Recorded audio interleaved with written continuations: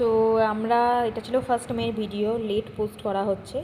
So এখন আর time হয়ে ওঠে না। সো দেখতেই পাচ্ছ এটা হচ্ছে জর্জিয়া সানশাইন ভিলেজ রিসর্ট। এটা আমরা পৌঁছে গেছিলাম ফার্স্ট মেতে।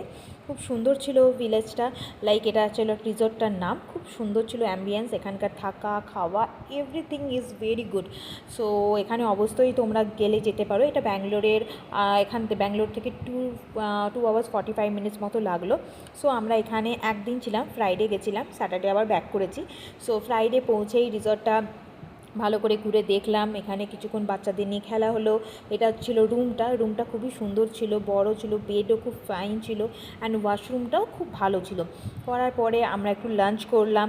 লাঞ্চে Puri, rice, pulao, mutton, chicken and তোমার সুইট ডিশ ছিল।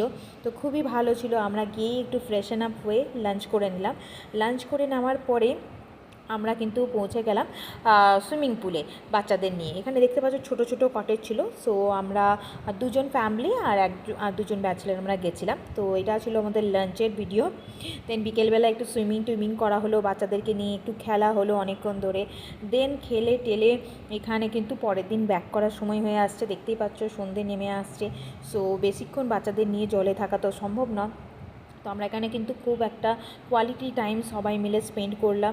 বাচ্চাদের নিয়ে যাওয়ার জন্য খুবই ভালো জায়গা, সুইমিং পুল, খেলার এরিয়া, বিভিন্ন স্পট আছে। তারপরে আখের রস খেলাম অ্যান্ড রাতে ডিনার করে পরের দিন সকালে ফিরে এলাম। দেখা হবে নেক্সট ব্লগে। বা